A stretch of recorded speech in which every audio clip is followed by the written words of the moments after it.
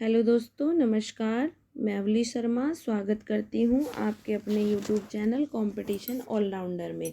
आज हम 35 क्वेश्चनों की सीरीज़ लेके आए हैं जो कि आपके किसी भी एग्ज़ाम के लिए बहुत ही महत्वपूर्ण है। अगर आपको वीडियो अच्छी लगे तो लाइक, शेयर एंड सब्सक्राइब। दोस्तों चलिए स्टार्ट करते हैं आज के MCQs। सारे MCQs लेके आएंगे, बहुत अच्छी वीडियो आपके लिए है।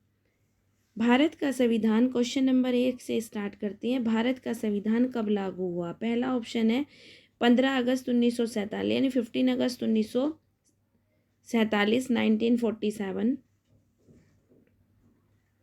बी ऑप्शन 26 जनवरी 1950, 2 अक्टूबर 1949, 26 नवंबर 1949 आपके ऑप्शन है।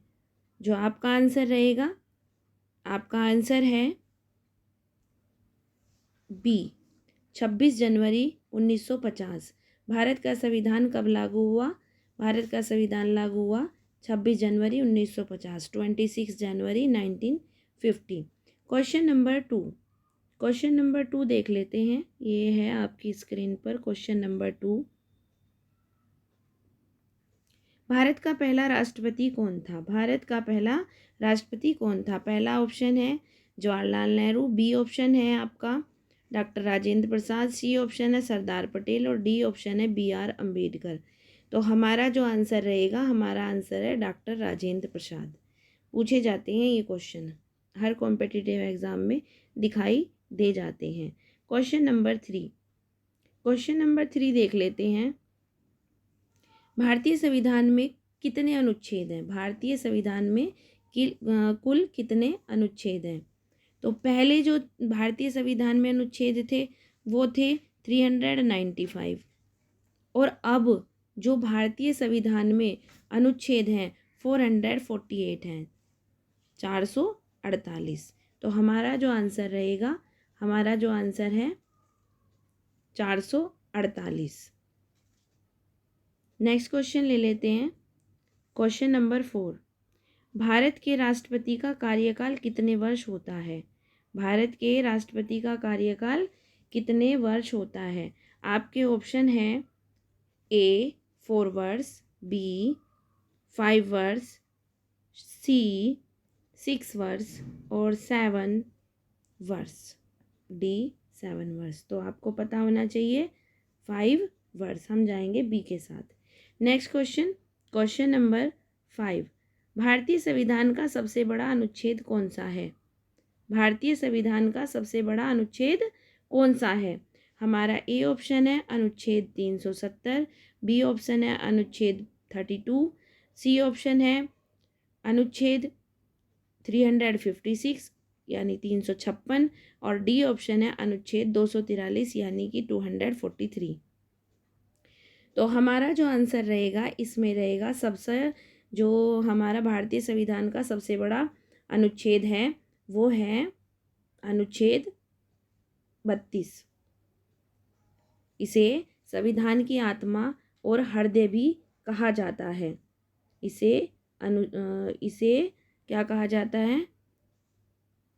संविधान की आत्मा और क्या कहा जाता है? संविधान की आत्मा और हृदय भी कहा जाता है। वैसे कोई भी सबसे बड़ा अनुच्छेद नहीं होता, लेकिन अहम अनुच्छेद हो सकता है, लेकिन अहम, बड़ा तो नहीं होता। ये टाइपिंग मिस्टेक है। अहम अनुच्छेद होता है। सबसे जो ज़्यादा संविधान की आत्मा कहा जाता है, हृदय कहा जाता है, वो अनुच्छेद 32 को कहा जाता है। आई होप ये क्वेश्चन आपकी समझ में आ गया होगा। Next question, question number 6, question number 6, संसद में कितने सदन होते हैं? संसद में कितने सदन होते हैं? आपका ऑप्शन है 1, 2 सदन, 3 सदन या 4 सदन। तो हमारा जो आंसर जाएगा, हमारा आंसर जाएगा बी के साथ। संसद में 2 सदन होते हैं। कितने सदन होते हैं? 2 सदन। नेक्स्ट क्वेश्चन, क्वेश्चन नंबर हमारा रहेगा 7, भारतीय संविधान को बनाने में कुल कितने दिन लगे? भारतीय संविधान को बनाने में कुल कितने दिन लगे? तो हमारा जो पहला ऑप्शन है 2 साल 11 महीने 18 दिन, 2 साल 11 महीने 18 दिन। और हमारा बी ऑप्शन है, ऑप्शन देख लेते हैं सारे। 3 साल 2 महीने 12 दिन, 4 साल 1 महीना 10 दिन, 5 साल 3 महीने 5 दिन। तो जो हमारा आंसर रहेगा, हमारा आंसर रहेगा 2 साल 11 महीने 18 दिन। 2 साल 11 महीने 18 दिन, ए। नेक्स्ट क्वेश्चन के साथ चलते हुए क्वेश्चन नंबर 8। Question number 8।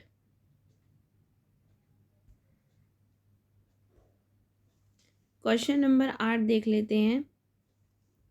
संविधान के किस भाग को मौलिक अधिकारों का उल्लेख किया गया है? संविधान के किस भाग में मौलिक अधिकारों का उल्लेख किया गया है? तो हमारे जो भाग हैं अनुच्छेद, जो हमारा ऑप्शन ए है भाग 2, ऑप्शन बी भाग 3, ऑप्शन सी भाग 4 और ऑप्शन डी है भाग 5। तो अनुच्छेद जो हमारा 12 से 35 तक है, 12 से 35 तक वो भाग 3 में है। और इसी में, इस संविधान के इसी भाग में मौलिक अधिकारों का उल्लेख किया गया है। भाग 3 आंसर आएगा इसका।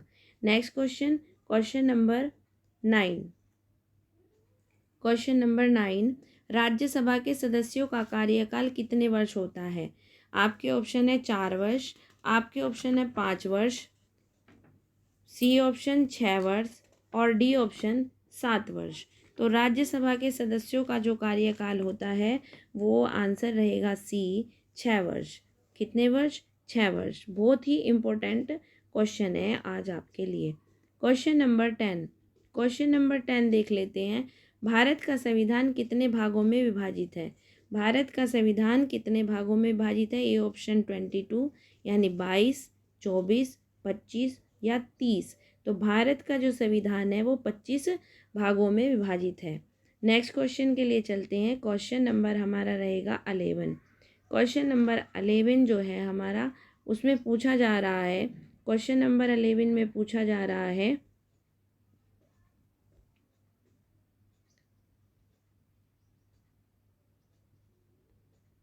बस एक सेकेंड।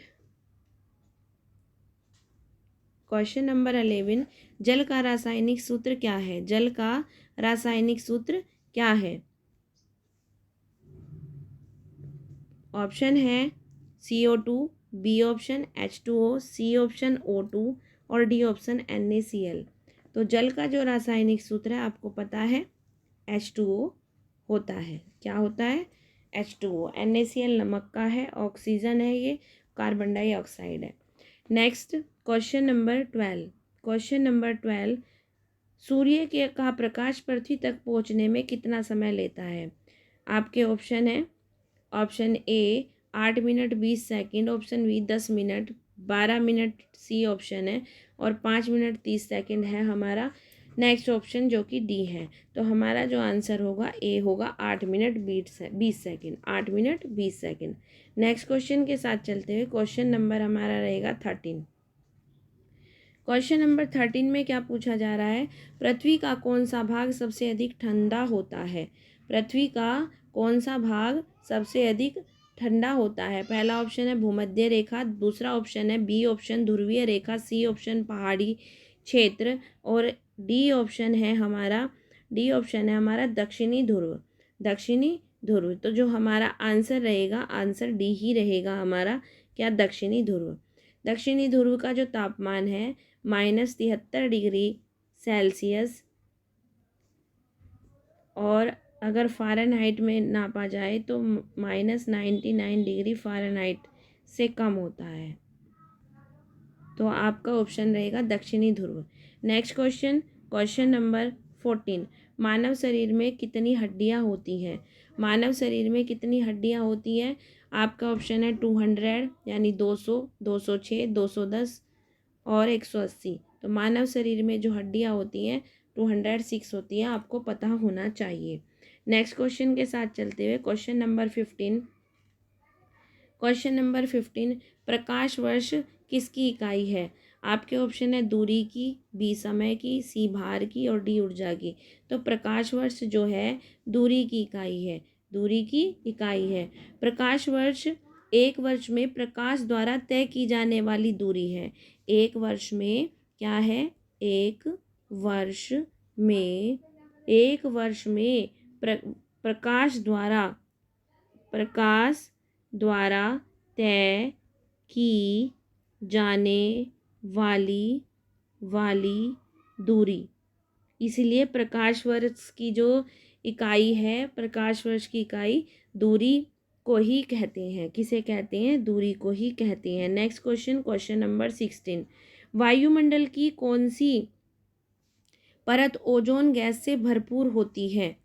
वायुमंडल की कौन सी परत ओजोन गैस से भरपूर होती है? तो हमारा ऑप्शन है सौरमंडल, समताप मंडल, मध्य मंडल और थर्मोस्फीयर। तो हमारा जो आंसर रहेगा समताप मंडल रहेगा।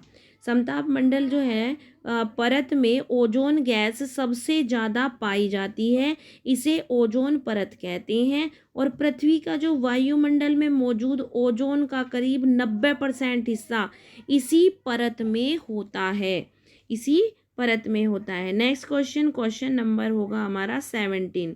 क्वेश्चन नंबर 17 में देख लेते हैं क्या पूछा जा रहा है। कौन सा विटामिन धूप से प्राप्त होता है? कौन सा विटामिन धूप से प्राप्त होता है? तो ए ऑप्शन है विटामिन ए, बी ऑप्शन है विटामिन सी, सी ऑप्शन है विटामिन डी और डी ऑप्शन है विटामिन 12 यानी 12। तो हमारा जो आंसर रहेगा विटामिन डी रहेगा। धूप यानी सूर्य के प्रकाश से विटामिन डी मिलता है। Next question number 18। किस धातु का उपयोग बिजली के तार बनाने में किया जाता है? किस धातु का उपयोग बिजली के तार बनाने में किया जाता है? आपके ऑप्शन है लोहा, तांबा, चांदी, सोना। तो जो सर्वाधिक उपयोग होता है वो तांबे का होता है। सर्वाधिक उपयोग किसका होता है? तांबे का। नेक्स्ट क्वेश्चन के साथ चलते हुए क्वेश्चन नंबर 19। क्वेश्चन नंबर 19, पृथ्वी की कोर में मुख्य रूप से कौन सी धातु पाई जाती है? तो हमारे जो ऑप्शन है निकेल और लोहा, दूसरा B option aluminium, C option जस्ता और टीन और डी ऑप्शन है हमारा सीसा और चांदी, सीसा और चांदी। तो हमारा जो आंसर रहेगा हमारा B option aluminium. Next question number हमारा चलेगा 20। दूध में कौन सा प्रमुख पोषक तत्व पाया जाता है? दूध में सबसे जो प्रमुख पोषक तत्व है आपके ऑप्शन है प्रोटीन, आपका ऑप्शन है कैल्शियम, सी ऑप्शन कार्बोहाइड्रेट्स और डी ऑप्शन है हमारा वसा। तो दूध में कौन सा पोषक तत्व मुख्य रूप से पाया जाता है? आप जल्दी से गैस करिए। तो हमारा दूध का जो पोषक तत्व है वो है बी, सबसे ज़्यादा कैल्शियम पाया जाता है। हड्डी और दांतों के लिए यह कैल्शियम बड़ा मजबूत होता है। प्रोटीन, विटामिन B12, फास्फोरस ये सारे भी पाए जाते हैं, लेकिन सर्वाधिक मात्रा में कैल्शियम पाया जाता है। Next question number 21। पृथ्वी का सबसे बड़ा महासागर कौन सा है? पृथ्वी का सबसे बड़ा महासागर ए ऑप्शन है अटलांटिक महासागर, बी ऑप्शन है हिंद महासागर, सी ऑप्शन है आर्कटिक महासागर और डी ऑप्शन है प्रशांत महासागर। तो पृथ्वी का सबसे बड़ा महासागर कौन सा है? डी ऑप्शन प्रशांत महासागर। प्रशांत महासागर जो है इसका जो क्षेत्रफल और गहराई दोनों ही बड़े हैं। जो इसका क्षेत्रफल है 165.25 मिलियन वर्ग किलोमीटर है, मिलियन वर्ग किलोमीटर। ठीक है। और जो प्रशांत महासागर में मैरियाना ट्रेंच नामक गहरा गर्त भी पाया जाता है, मैरियाना ट्रेंच नामक। Question number 22। पृथ्वी का सबसे छोटा महासागर कौन सा है? पूछ लिया जाता है, बहुत ही इंपॉर्टेंट क्वेश्चन है। तो पहला ऑप्शन प्रशांत महासागर, बी ऑप्शन है हिंद महासागर, सी ऑप्शन आर्कटिक महासागर और डी ऑप्शन अटलांटिक महासागर। तो पृथ्वी का सबसे छोटा महासागर है आर्कटिक महासागर, जिसका क्षेत्रफल जो है इसका 14 मिलियन 14 मिलियन वर्ग किलोमीटर इसका क्षेत्रफल है। नेक्स्ट क्वेश्चन नंबर हमारा रहेगा 23। कौन सा महासागर सागर का राजा किंग ऑफ ओशियन कहा जाता है? कौन सा महासागर किंग और ओशियन कहा जाता है? तो हम ऑप्शन देख लेते हैं। प्रशांत महासागर, बी ऑप्शन अटलांटिक महासागर, सी ऑप्शन हमारा रहेगा हिंद महासागर और डी ऑप्शन है हमारा दक्षिणी महासागर। तो हमारा जो महासागर का राजा, सागरों का राजा कहलाता है वो कहलाता है प्रशांत महासागर। क्या कहलाता है? प्रशांत महासागर। Next question, question number 24। Question number 24 देख लेते हैं। मैरियाना ट्रेंच, अभी बताया था मैंने आपको इसके बारे में। मैरियाना ट्रेंच किस महासागर में स्थित है? आपका ऑप्शन है हिंद महासागर, बी ऑप्शन अटलांटिक महासागर, सी ऑप्शन प्रशांत महासागर, डी ऑप्शन आर्कटिक महासागर। तो मैरियाना ट्रेंच जो है प्रशांत महासागर में स्थित है, प्रशांत महासागर में स्थित है। Next question, question number 25। तो क्वेश्चन नंबर 25 देख लेते हैं क्या पूछा जा रहा है। 144 का वर्गमूल क्या है? 144 यानी 144 का वर्गमूल क्या है? ए ऑप्शन 10, बी ऑप्शन जो है 11, सी ऑप्शन 12 और डी ऑप्शन आपका 13। तो आप सी पर टिक लगाएंगे, क्योंकि अगर 12 से मल्टीप्लाई कर दें, वर्गमूल पूछ रहा तो 144 आ जाएगा। आप करके देख लेंगे। नेक्स्ट क्वेश्चन, क्वेश्चन नंबर हमारा रहेगा 26। 7 का घन क्या है? 7 का घन यानी 7 की आपको 3 बार मल्टीप्लाई करनी है। अगर आप 3 बार मल्टीप्लाई करके देखेंगे तो 343 आ जाएगा। 343 आपका आंसर रहेगा। Next question, question number 27। Question number 27 जो है हमारा, देख लेते हैं क्या पूछा जा रहा है। 3/4 का दशमलव रूप क्या होगा? 3/4 का आपको बताना है दशमलव रूप क्या होगा। तो आप इसे डिवाइड करके देखेंगे, यहाँ पे 3 लिख देंगे, यहाँ पे 4 लिख देंगे। तो जब टेबल नहीं चलती तो आपको 0 लगानी पड़ती है और पॉइंट लगा लेते हैं और यहाँ पर 0 उतार लेते हैं। अब 4 की टेबल चलेंगे हम 30 पर। 30 पर चलने के लिए 4 7 जा 28 हो जाएंगे। आपका 10 में से 8 जाएगा तो आपके बच जाएंगे 2। 10 में 2 बच गए। अब 2 पे टेबल नहीं चलेगी तो आपको 0 उतारनी पड़ेगी, क्योंकि ऑलरेडी पहले से पॉइंट लगा हुआ है और 4 पंजे 20 होते हैं। तो आपका जो आंसर, इसे ढूंढ लीजिए कहाँ आ रहा है। तो 0.75 है, 0.75। आई होप आज की वीडियो आपको समझ में आ गई होगी। ऐसे ही हेल्पफुल कुछ मिसलेनियस क्वेश्चन हम लेके आते रहेंगे। कुछ क्वेश्चन हमने इसमें मैथ के डाल दिए थे, जिससे कि आपके लिए ये वीडियो हेल्पफुल रहे। तो आई होप आपको वीडियो अच्छी लगी होगी। Video like, share and subscribe करें। ओके दोस्तों, बाय।